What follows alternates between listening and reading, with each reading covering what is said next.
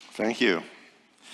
I've appreciated the prayers both before the service, during the service, some of the thoughts. It just seems so intuitive. I think God has something really significant to say through His Word this morning. The first passage I'd like to look at is Psalm 133. Three verses where the psalmist is trying to paint this beautiful picture, the most beautiful picture you can think of, these various images, to talk about what it's like when God's love is working in our various relationships.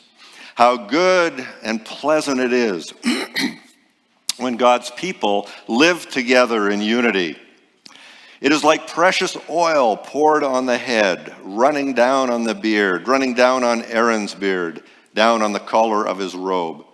It is as if the dew of Hermon were falling on Mount Zion, for there, where the Lord's people dwell together in unity, He bestows His blessing, even life forevermore. He's using these images of delightfulness and sweetness and beauty and peace to talk about what it's like when God's church is living in harmony, when the family, everybody's belonging, a sense of belonging, the house is working well, when we have friends over around the table and there's this wonderful sense of fellowship that I'm sure many of you experience. In the words of Jackie Gleason, how sweet it is. It's beautiful when that happens. So this is what it's like when God's love is oiling the machine. There's a sense in the Hebrew of life is functioning well. Things are going well and prosperously.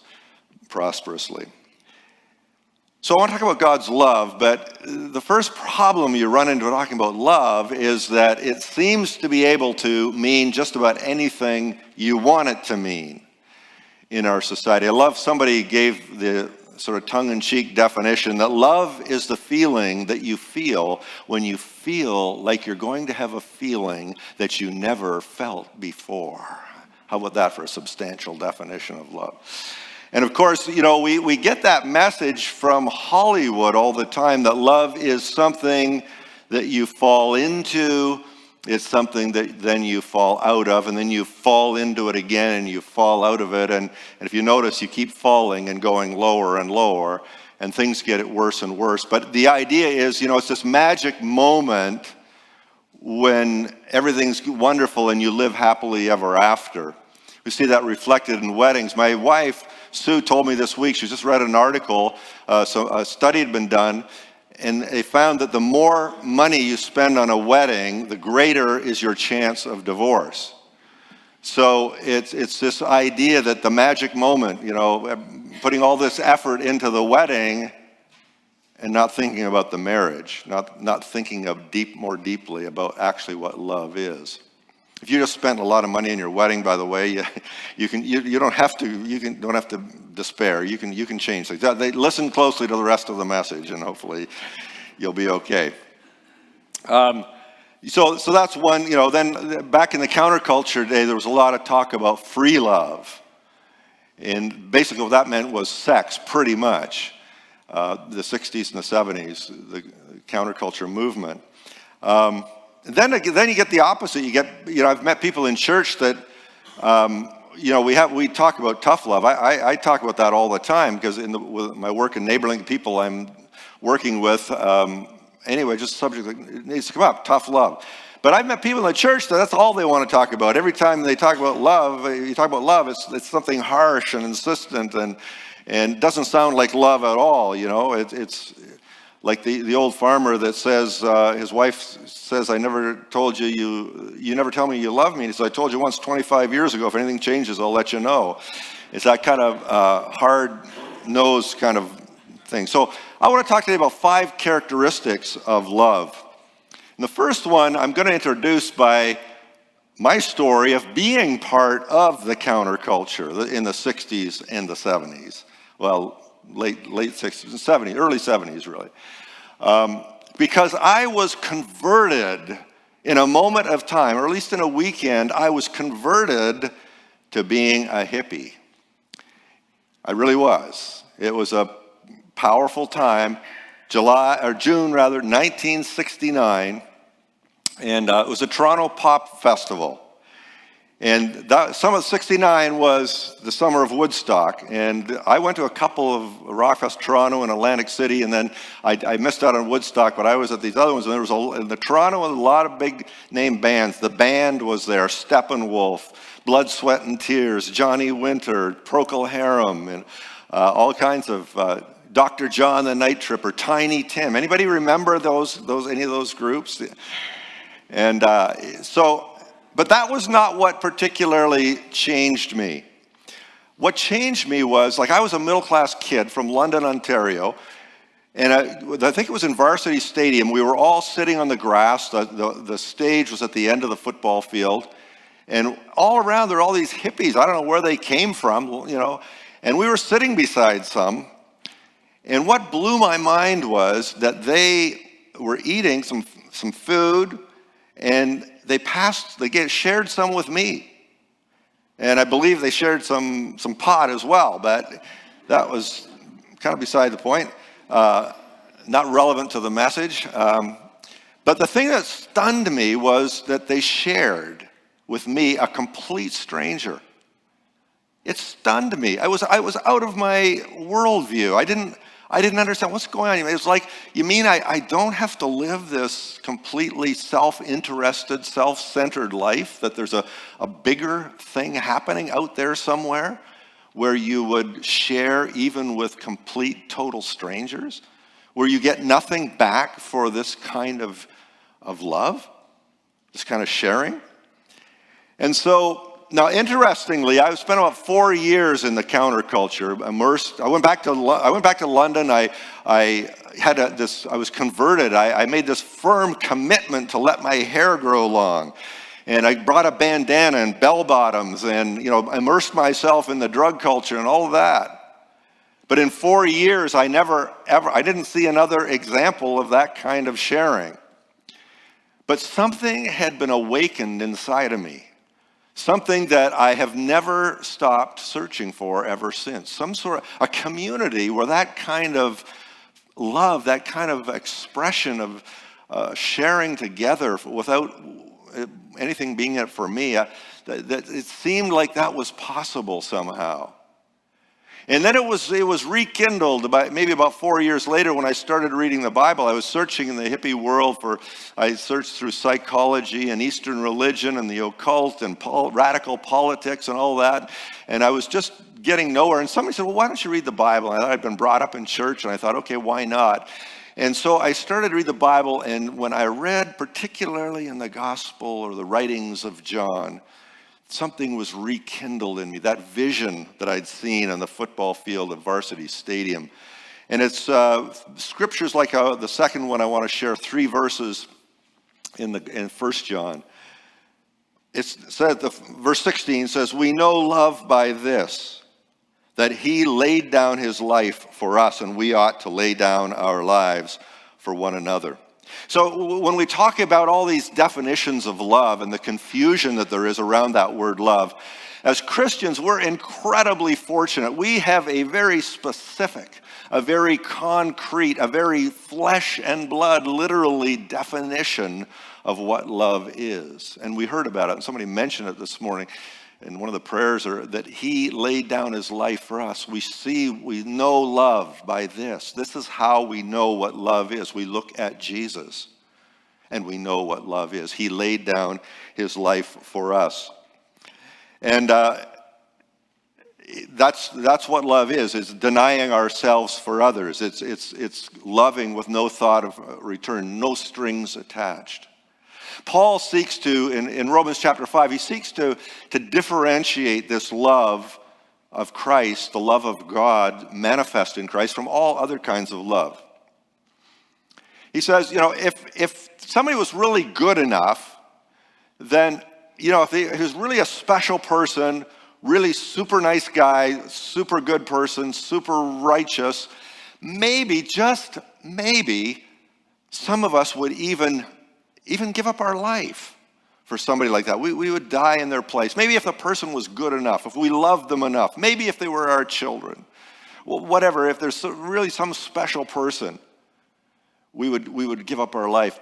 But God shows his love. He demonstrates what kind of love he has, what kingdom love is, in that Christ, while we were still sinners, while we were infected by the disease of sin, well, there was nothing particularly beautiful about us, nothing in us to draw his love out. He died for us when we were in that condition. Remember, our first point is it's love for no reason. There's nothing that draws it out. It's love for its own sake. What the theologians call disinterested love. Exactly what I got a glimpse of in my hippie conversion in the Toronto Pop Festival in 1969. I got some kind of glimpse of that sort of love. The second thing we see in the verse is that it's love in action. Jesus' love was not theoretical. It was not a feeling. It was something he did. It was put into practice. He laid down his life for us. Third thing, it's love that propagates itself. Love that reproduces itself. We know love by this, that he laid down his life for us, and we ought to lay down our lives for one another. He laid down his life for us to infect us with this kingdom love, that we would lay down our lives for others, that they might lay down their lives, and the love of God would spread out. It would be like the yeast that Jesus talks about that works all through the dough, like the kingdom yeast. He talked Matthew 13. So our Heavenly Father, he's like us. He wants to reproduce himself. He's like parents, mothers, and fathers. He wants to reproduce himself. He wants to reproduce in us this kind of love. And Jesus said it's something that we participate in. He doesn't just zap us with it. Some Christians are thinking that God's going to kind of just change them magically. But that's not what the Bible says. Jesus said, be like your Father in heaven. He makes his rain shine on his rain fall on the just and the unjust, his sun to shine on the evil and on the good. So he says, love your enemies. If you love those who love you, that's just natural human love. Everybody does that. If you do good to those who do good to you, how are you different from anybody else? Lend to those so you don't expect a return from. If you just greet people after church, if you just greet people like your friends, your family, you're not exercising kingdom love. But if you go out of your way to look for somebody that's not being greeted and greet them, then you're getting into the kingdom kind of love. If you only greet those that greet you, he said, Jesus said, everybody does that. That's nothing special. Be like your Father in heaven who makes his rain fall on the just and the unjust. Christ's love is not miserly. It doesn't calculate who's worth loving. Who's going to love me back? Who's going to say hello to me back? Who's going to give me something? It's disinterested love. It's not in it for itself. The fourth thing, it's a love that looks for those in desperate need. The passage goes on in verse 17, says, how does God's love abide in anyone who has the world's goods and sees a brother or sister in need and yet refuses to help? It's a rhetorical question. Of course, it doesn't. God's love doesn't abide there. Little children, let us love, not in word or speech, but in truth and action. So let us act. Let us do something. Let us give. And we see that what are we to give? This verse talks about this world's goods, in other words, resources, money, etc. But of course, that's only one aspect of giving. We see as we look at Jesus' life that he gave to people for all kinds of other reasons. He gave to the outcasts, to the lepers, to the widows, to those that were the foreigners, and so on, the Samaritans. To people experiencing a lot of emotional pain, the pain of rejection, the pain of being lowly, the pain of being on the outside. And we see in our day that in our society, that is a greater need. There are still people that need resources, still people that need physical, food and shelter and that sort of thing. But the much, much, much, much greater need is for this emotional wealth, this emotional giving to take place. The former Surgeon General of the United States said, "During my years caring for patients, the most common pathology I saw was not heart disease or diabetes. It was loneliness. Weak social connections have health effects similar to smoking 15 cigarettes a day and a greater negative effect than obesity," he said. Loneliness, social isolation, same as smoking 15 cigarettes a day, even more harmful than obesity. Mother Teresa said when she received the Nobel Prize in 1979, she said, "Being unwanted is the worst disease any human being can ever experience." In NeighborLink, we're finding this more and more, the need for friends, the need for mentors. And so we're trying to call out as in a clarion call as clearly as we can. The church, rise up. You have something. Be a friend, be a mentor to someone in need. Give not just the gift of your money, but the gift of your presence, the gift of being with. Giving to those in emotional pain. The second thing I want to point out about this verse is to whom are we to give? It says to a brother or a sister. So some people I've seen interpret that, that's just speaking about Christians. That's speaking about people in our church. That's who we're to give to. Well, there's a couple problems with that. First of all, you don't know who's going to be a brother or a sister. You don't know the people around, the people at work, the people in your neighborhood. You don't know who's going to receive Jesus, who's going to love Christ or not.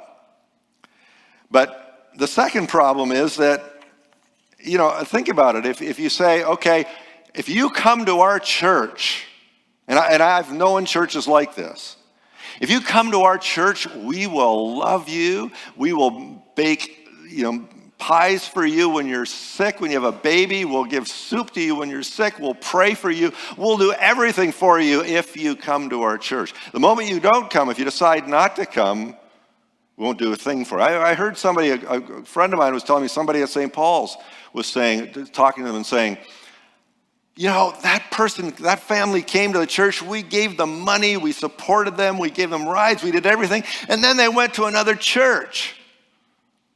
Yeah?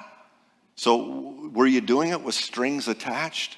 See, that kind of attitude is exactly the opposite, precisely the opposite of what we just heard Jesus speaking about, giving to those in need without expecting anything in return. Love that seeks to control, love with strings attached, is not love at all. It's manipulation. Love for no reason. The fifth thing, the final thing, is this kind of love that energizes people, the heavenly kind of love. When we love for what we get out of it, when we have this calculating, okay, who's worth loving, who's not, kind of attitude, the beauty of love is tarnished, and it inspires no one. No one. When we love for no reason, when we love not for what I can get out of it, when we love in action, when we put our love into practice, and when whoops, I missed one. Did I read that? Looks for those in desperate need. I said that? I'm getting old, When we look for love that looks for those in desperate need, when we love like that, then it energizes others. That's what the secret, Mother Teresa has become a symbol. Like when you think about, okay, who's the worst person, the most evil person in history? People think of Adolf Hitler. Okay, well, who's a good person? You think of Mother Teresa. Because Mother Teresa made a conscious decision to put this kind of love into practice. Love looking for those in desperate need. She called it the poorest of the poor. People that were dying on the street, that only had weeks to live, that she could not possibly gain anything from. She went out and made a decision as a fairly young woman to help those, to put that kind of love into practice. And it galvanized the world. This kind of love energizes and it inspires people. Selfish love does nothing. So I want to close just with one story. I said there's different moments in my life when this love has been kindled, this vision has been kindled. And it happened about 10 years ago here in Chatham-Kent. And I'm sure many of you will remember this. It was when the MRI campaign was going on, raising money for the MRI machine. And a house was built in Prestantia in 39 hours. Everybody came together, tradespeople, laborers, lawyers, everybody cooperated, and in amazing fashion, the house was finished in 39 hours. I read about it in the paper, and I was so struck by it that I thought, I'm going to go. Just after it had been finished, there were still people milling around, they're just finishing it. And it was superintended by the Chatham-Kent Home Builders Association, and that year Wayne Foss was the president, and I know Wayne. So I went up there to talk to him and think, whoa, seems like a pretty amazing story. And so Sue and I went up there, and we talked with Wayne and another guy, and as I say, it was like, this is another landmark moment in my life. Because Wayne, he was quoted in the paper saying, the atmosphere here is just electric. Everybody is on fire. He said strong, macho workmen said they never had done anything that made them feel this good. They thanked Wayne profusely, and the other leaders, they thanked him over and again for the privilege of working for nothing, because they were on fire with something. Workers were swarming all over the place. Wayne said at one point there was on the wall there was 3 levels. Somebody working at the top on whatever, somebody in the middle, somebody down below on the baseboard. This was all without one angry outburst throughout the whole time. Bitter competitors worked together side by side. People were helping each other. The masons, as they came back from their trucks, would carry sod for the landscapers. And Wayne told me, he said, this is the biggest emotional high anybody in this business will ever get. He says, talk to any of the builders and they tear up, including me. He said one guy at the end of it, who'd been there for the whole time, was just stood there on the ground, leaning on his shovel, weeping because of what had just happened. The MRI house, I think, was built on that simple principle of doing good, expecting nothing in return. Now, that happened, as I say, about 10 years ago. It's a very fond memory for many people, I'm sure. But for Christians, that's not enough. We're not meant to just live in the hollow halls of memory. Why wasn't that? Oh, those were the days. The church starts to die and just get into maintenance mode. So the church is called to live this kind of love on a daily basis. We're called to be intentional about it. We're called to figure it out, how we're going to do it together. And so NeighborLink, we've changed our vision statement just a number of months ago.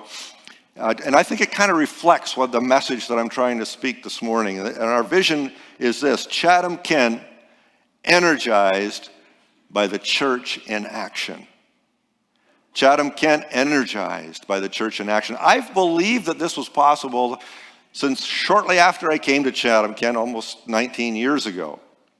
Because I remember being invited to participate in the strategic planning session of the community, the city, or the community, whatever it is, region, municipality, right? Okay. And anyway, so I was there part of the faith community, And they asked me to pray before the meal. I was stunned. We came from Hamilton. I mean, they'd never did that sort of thing in Hamilton, ask you to pray before a meal in a civic function. And the same thing, I was at the Y. Somebody in our congregation was being honored there with a plaque and so on, and they asked me to pray for the lunch there. And seeing the number of Christians, seeing the salt and light, I realized there's fantastic potential here. If the church could just kind of get its act together, we could turn Chatham-Kent upside down. And so I believe that there is enough salt and light. There are enough Christians if we will look for the hurting. If we make an intentional decision, it's not going to just happen. You have to decide. This is the way we're going to live. If we'll look for the hurting, for the abused, for the addicted, for the lonely, the sick. A lot of people are in poverty because of sickness. Just ran into a family a week or two ago that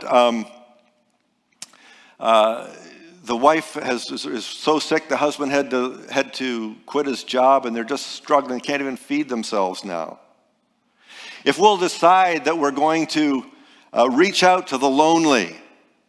Another woman just comes to mind that a couple of weeks ago, the Women's Center, a counselor there phoned me and said, could I come meet this woman? She kind of see if you can help.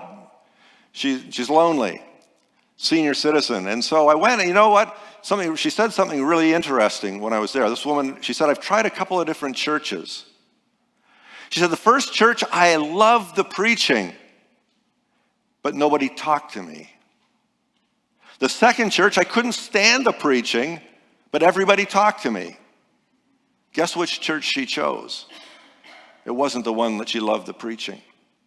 So if we will decide that we're going to look for people like that, lonely, broken, hurting, betrayed, divorced, hurting, in pain, and if we're going to do it together with as many churches, as many Christians as we possibly can, then how good and how pleasant it will be. And I think we can indeed taste of that eternal life that the psalmist talks about when God's people dwell together in unity. Would you pray with me?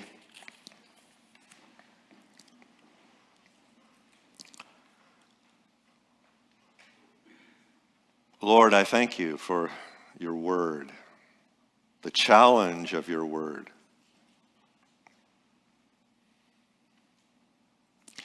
I thank you for, in this moment,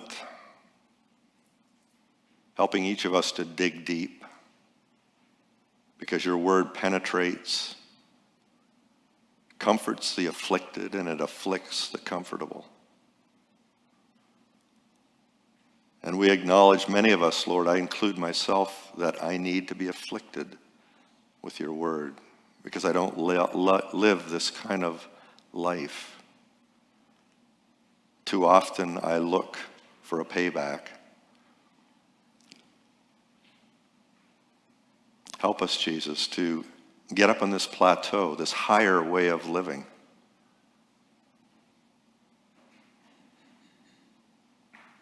Being free like the birds, being delighted, being in peace, harmony, tasting beauty and goodness because we're following Jesus. How sweet your love is, Lord. Help us, help Grace Congregational Christian Church to make this their goal, make this the overarching thing that's going to guide and direct them, not their own security, not their own building, not their own organization, but the kingdom love of Christ. I pray in your name. And everybody said,